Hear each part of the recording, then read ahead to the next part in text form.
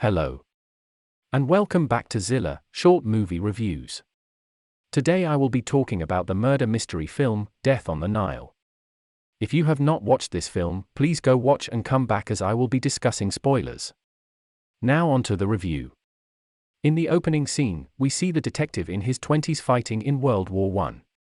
A difficult task is put forth for the soldiers in the trench, but the detective, proving his skilled abilities and wits, suggests a plan to win their battle.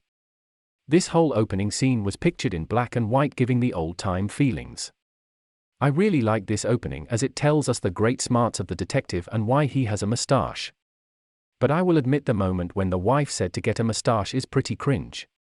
Anyway, we then cut to many years later where we see the starting of the plot, which we do not realize is starting as we are unaware of what is going to happen in the coming weeks.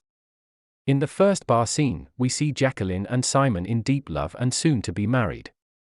But the shock on my face when I realized that Simon and Lynette were getting married weeks later was honestly priceless. As the movie progresses, we see the hatred of Jacqueline towards the stolen marriage. Many encounters of her showing up on their honeymoon, trips, and dinner parties. It is asked from Lynette and Simon that the detective go with them and keep them safe in case of any harm from Jacqueline.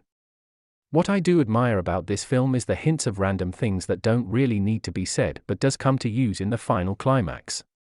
As the first murder strikes, Lynette is killed and the detective begins his work.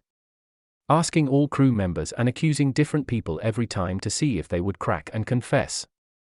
The thing is, all this constant conversations eventually come to nothing and becomes pointless for the overall story, which is very frustrating. But from each conversation you see the frustration of the detective increasing, really showing his annoyance towards the matter. Many plot holes are opened for almost every character, these including love interests, money debts, and much love towards Lynette's character, which makes you very confused of who the murderer could be. Once all suspects are interrogated, the detective realizes he isn't going anywhere. So he interrogates his right-hand man in the case and finds that he had something to do with witnessing the murder and the stealing of praised money values. But it is all ruined, because just as he's about to confess, one of the murderers kill him. What I will say is that the movie really makes you question, at every moment, who the killer or killers could be. In the final climax, it is revealed that Jacqueline and Simon were the real killers and were doing a whole act just to steal money for their future. I find this rather confusing and frustrating, seeing that Jacqueline was willing to kill her best friend and outwit her just for money. Anyway, the ending is quite depressing, but it's still a good mystery with some issues.